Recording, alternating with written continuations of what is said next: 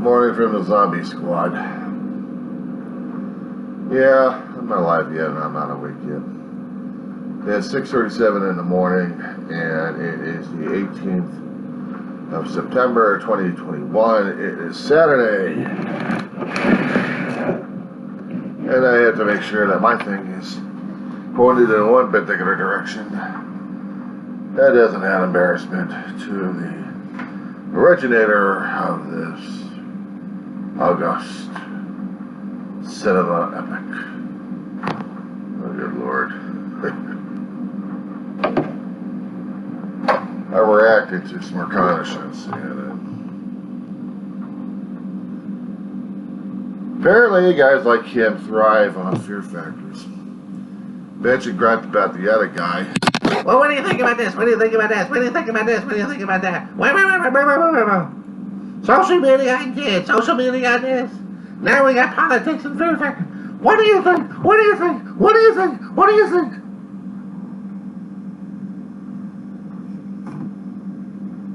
Turn the bastard off. We are so damn used to, and I'm going to say the we as in the collective we, not just me alone, used to listening to politics that didn't scare the living crap out of us. But when I start hearing shock jocks in the form of news personalities on these major networks, I'm wondering more and more, why are we getting involved with the fear factor? One of the subjects that Mr. Smirkanish was trying to cover is social media affecting the youth. I'm like, you gotta be freaking kidding me. This is all the thing you can come up with and scare the living crap out of us.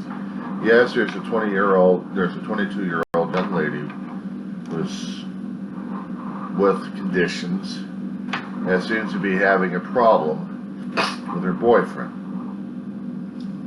Several weeks back, the boyfriend comes home empty-handed. Where the hell is she? Naturally, he's a suspect. He ought to be, since he left her out there in the first place. What else people are going to start thinking? What was he thinking in the first place? I don't know.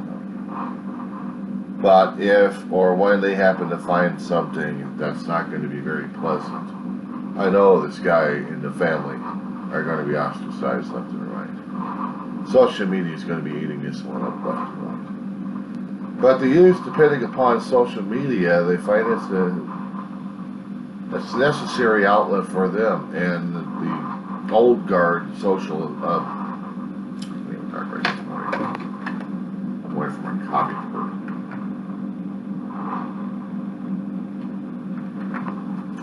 Orange juice in the morning. The old guard, like myself, had already made judgmental demands on the youth. They're depending upon the technology that was already created for them, but also for us old farts, to communicate with each other, to pass along ideas, to, basically, that was it the first time, communicate with each other. To share things that we're not able to do in person.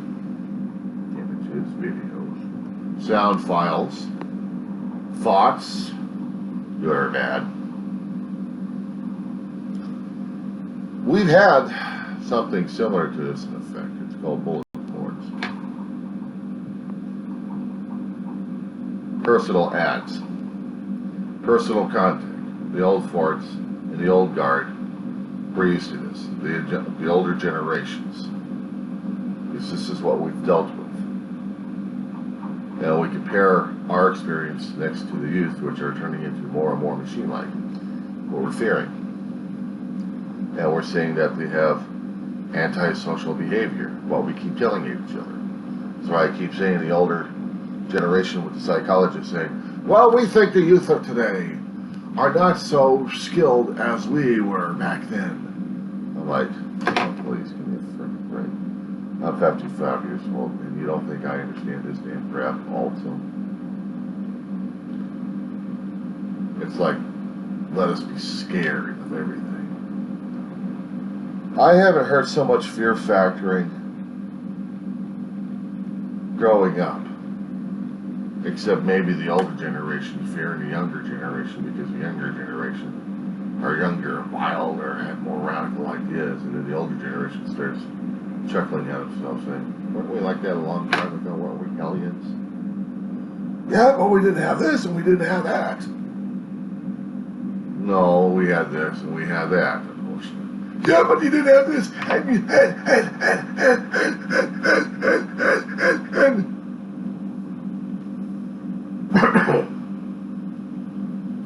what's my expertise in these things?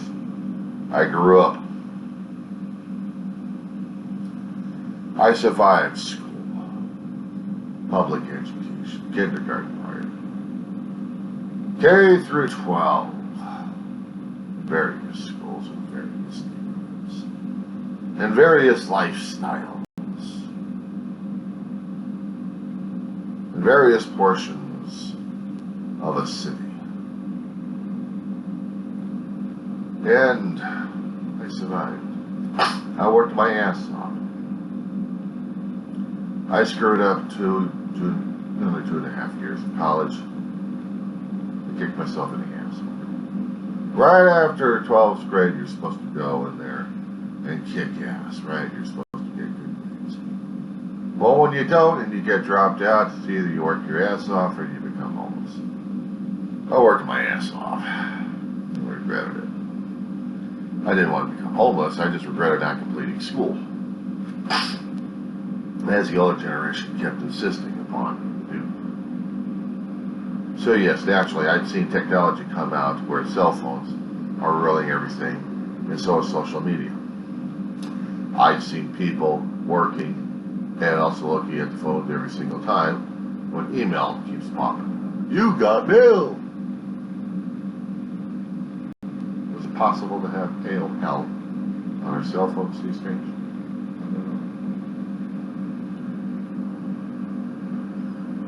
But we had feared that our generation would drive us insane because we just created this monster called the internet. The internet a long time ago was supposed to be created for the Defense Department trying to communicate with each other in case of war. And somehow social media grew out of the thing, mutated, the civilian use took over, and now it's all over the planet. It's a pandemic and and every one of us is affected by it more than one way. We can shop with it. We can dine with it. We can do our food blogs on the damn thing. We can show how much we're having a good time on a damn cruise ship. We can go off the coast and say, look what kind of an idiot I am. And in this case, we can also show what kind of a dangerous fool we are by allowing people to die in a desert. Said maybe.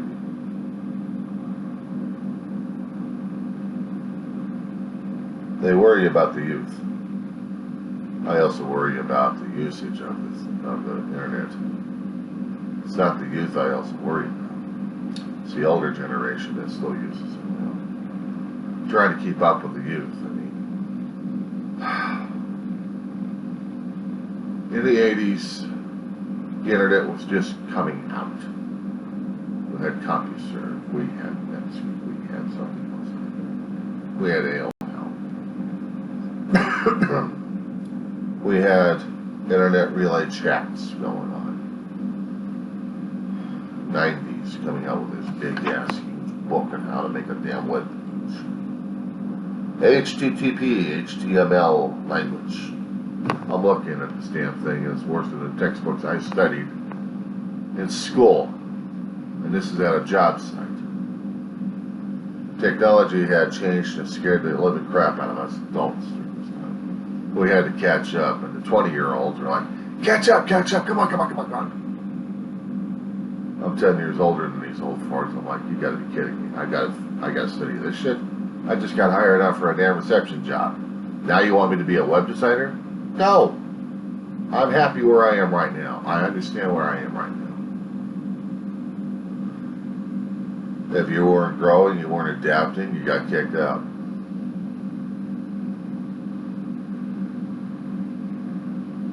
The thought of having TikTok and Instagram being the most influential thing out there for social media, there's going to be something else new out there. There always is. The youth will always be susceptible to it because that's the youth. If we keep forgetting that, we're going to be passing off the judgments to them left and right that every new thing comes out there is going to be dangerous. So therefore, the older we get, the more conservative we're supposed to be. Is that how the logic is? Is that? We cannot keep an open and creative mind. Then everything else has to be closed down, and we have to keep thinking conservative. How the world used to be in different perspectives and different eyesights. We are dealing with so many things happening with us these days that we can't even keep track of it. There's not enough scorecards out there to keep track of this ball game we've got going on. We've got so many deaths happening from a biological terror that we balk at getting saved, at getting stabbed, at getting swabbed, at getting identified. We play politics and head games with anything and everything, including this. Now we're worrying about social media and the youth. Social media right now is also flaming everybody. Doesn't matter if you're a damn young kid dealing with TikTok and you're making weird-ass things on it, or Instagram, or other social media that makes you look like a damn fool and idiot. Then again, you're supposed to be young. You're supposed to be a damn fool and idiot. Going into this whole farce. Because we were once young. We didn't have the technology back then. We were acting as fools and idiots without the camera, unless, of course, we had a 9mm pointed in our face. I'm talking about, actually, a 35mm. I'm not talking about a gun. I'm talking about a camera lens right in front of your face.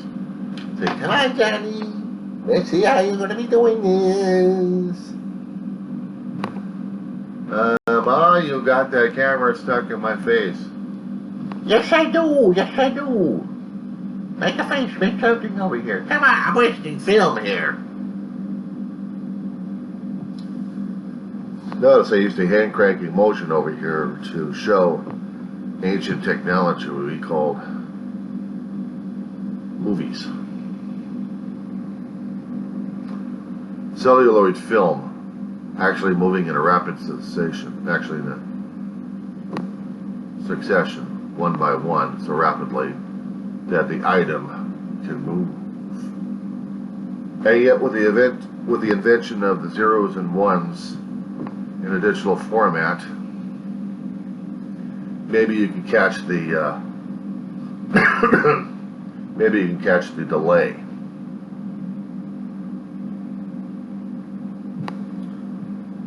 But that's what we dealt with. That's what we watched. My thing regarding what technology is doing these days, it's advancing more and more. We want more and more. And the more we want, is going to be enough. Am I saying that we should slow down? I'm saying we should be more acutely aware that the generational gap has far exceeded what our fears and terrors are supposed to be. We want them to be just like our generation. The problem is, our generation was the fear of the previous generation, and the previous, and the previous, and the previous, and the previous. Understanding that technology is going to outpace anything and everybody. Science fiction shows showed how biological creatures, bipedal hominids, we called human beings at one time, would be turned into a host organism, either for other biological host organisms or a technological nightmare being created. We were a part machine and part human. There used to be conversations about whether or not, if there was a bit of metal in there, are they still human or are they not? There had been for for years an argument in print and on not social media, but regular media, my God, television. Going back and forth whether or not if having artificial limbs or artificial organs or artificial something grafted or put into a person, would that be considered a sin? That was something we had to think about during the 80s and 90s. I remember the conversations like that in different media channels. I remember hearing people talking about that and reading articles about that growing up. People feared a lot of change. The movie I, Robot, loosely based off of Isaac Asimov's stories concerning about robots and humanity. In this situation, a robot are being run by a supercomputer who's hell-bent on ruining our lives left and right by adding its own version of order and logic and laws. And the humans are like,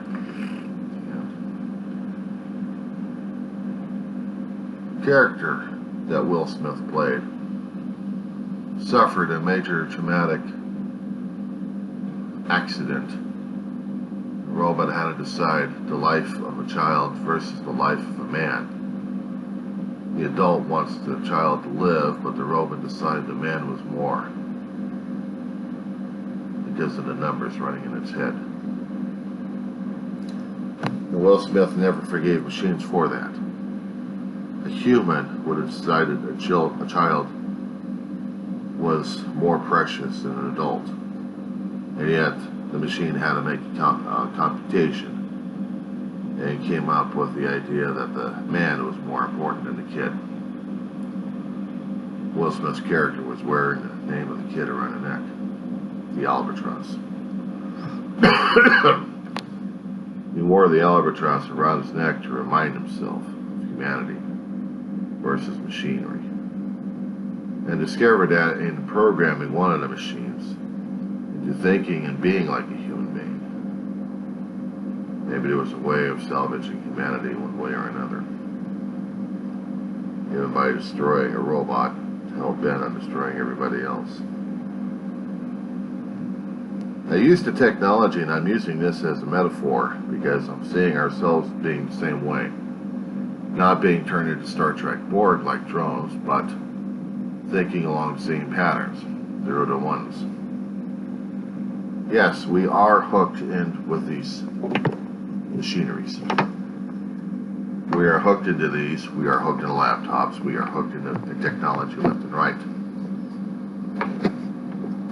And like the previous generations hooked into fast cars and cheeseburgers and milkshakes and french fries at a 50s cafe, or even the rebellious 60s where Flower Child were coming out left and right to go against the establishment while a war raged across the waters and affecting everybody.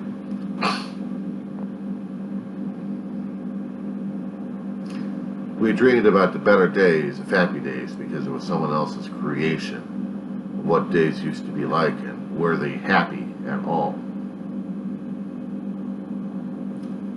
The truth of the matter is, when we looked at the actual reality, it wasn't.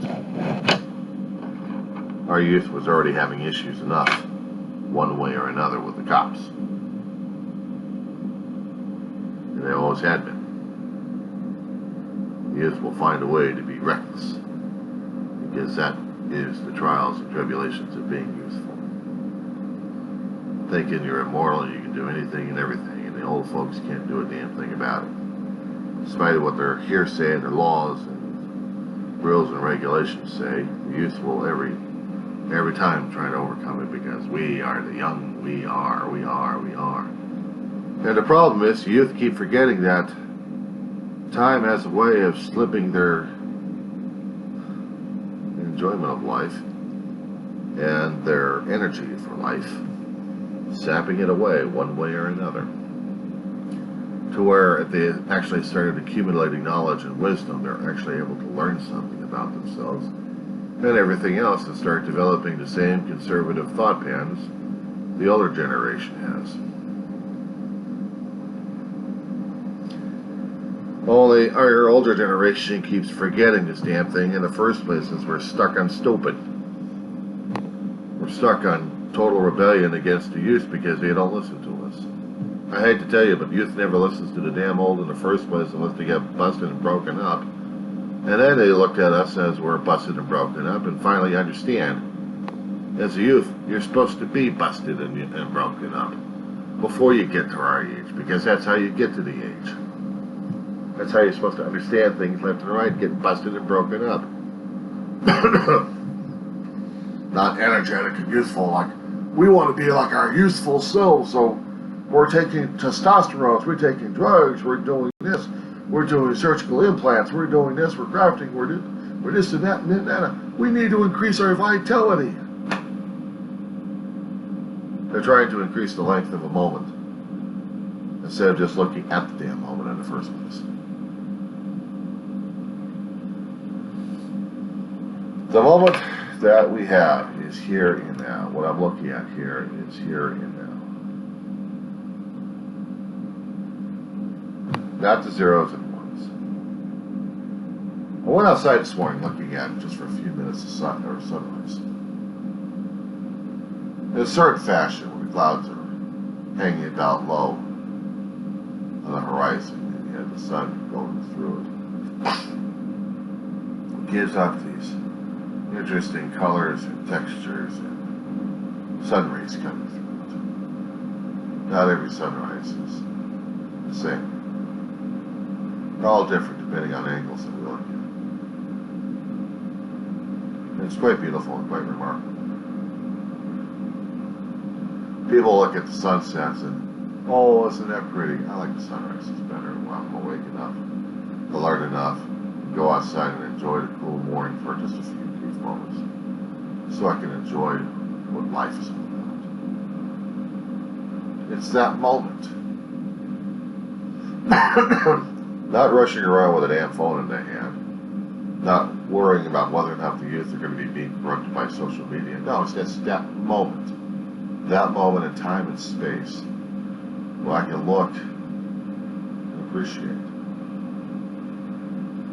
Behind me would be the terminus, increasing, and so is the day. The entropy of the night leaving us.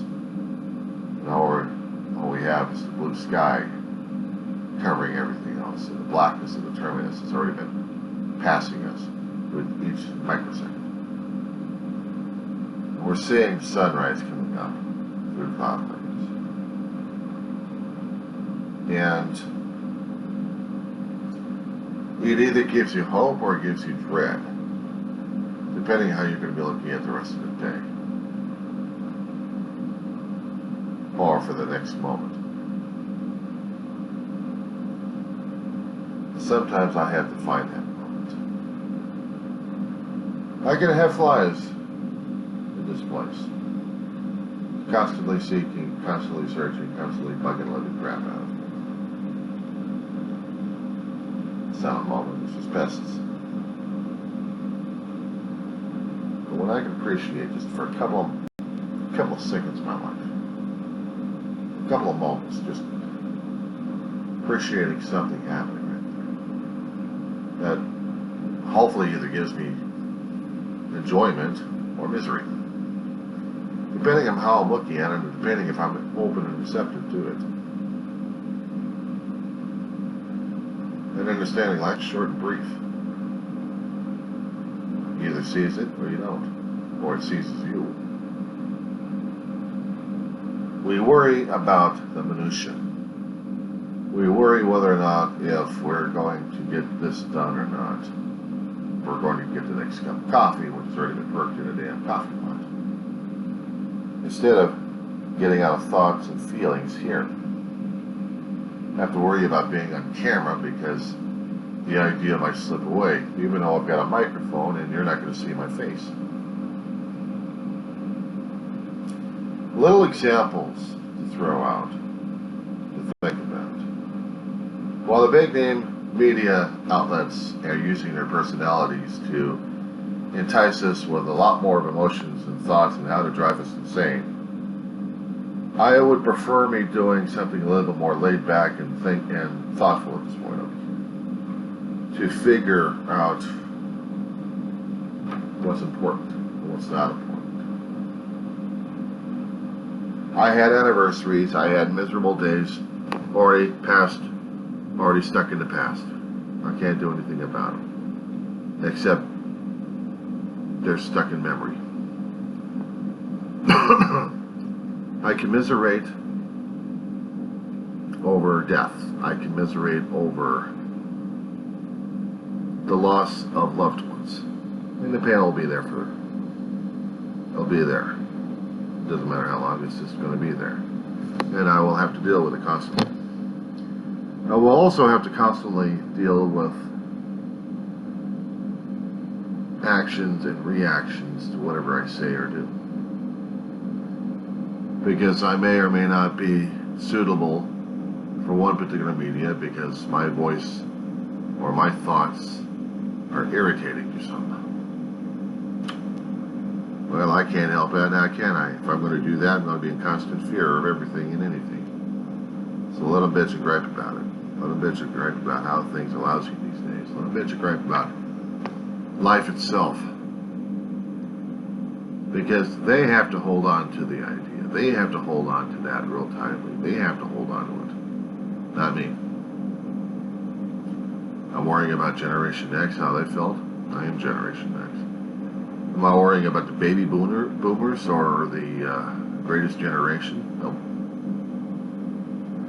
Am I going to worry about the new millennials and the new snot-nosed kids out there who think they know better than anybody else? Nope. They're going to think. They're going to do. They're going to act. They're going to be. They're going to be jackasses, and they're going to be falling flat on their faces. They're going to get busted up one way or another. And they're going to dust themselves off and act like total complete fools and idiots like they are. Like they're supposed to be. That's how what the youth is supposed to be. The young, the youthful, the reckless throw their lives away. Why? We did it. Our previous generations did it. Why not? If this ever gets to Smirkanish or any of the news media giants out there, and they've actually wasted time excuse me, breathing issues that old farts have to deal with. And just to let you know, yes, I am 55 years old. For some people, I'm still in my diapers because the older generation claims I'm still in my diapers. Well, if you start wearing incontinent pants, that's what happens. We call them diapers. And the youth would call me old because I have the gray hairs, and I'm older, I'm fatter, I'm larger. Am I wiser than them? I don't know, am I? Depends on who and what you're talking to. You're going to be talking to the youth, you're going to be talking to the older decrepits. Or anybody in my current age bracket. I am what I am, and I'm made up of my own experiences, my own thoughts, my own feelings. I have no certificates, no degrees, and any other kind of things that one would have to go to college for. But I am going to college for some stuff. Which means I have to fill my head with useless ancient facts and figures to become certified nut job. But then again, I was always chasing that as a young kid in the first place, and then we wanted to be in the business. We had to be certified nut jobs. That's why when we went to college in the first place, we had to get our heads filled with notions and noggins and logins and everything else going on these days. And we had to make sure that we actually were doing critical thinking and analyzing everything and anything, and by the time we figured things out left and right, we become completely confusing as hell. And again, when I'm trying to talk to everybody else, I'm confusing as hell to everybody, so. But I will tell you something, one little truth I remembered a long time ago. I should have read more and more about the book of Rip Van Winkle from Washington Irving, because at times I relate to a character I hardly ever studied. Except he slept, he woke up, time passed him, and then he had to deal with the future. I wake up, I still have to deal with the present. Except tell the body that one. The body wants to sleep about 100 years. And the brain wants to keep going and going and going. It thinks it's the Energizer Bunny. When you start using old terminology and cliches left and right, you know you're getting old and ancient. Now, either it's for the good or for the bad. It depends upon the listener at this point whether or not they can actually identify anything and everything. If they can't, they've got communication skills. If they can't, well, they need a Rosetta Stone. Sorry, I'm fresh out of carvings today.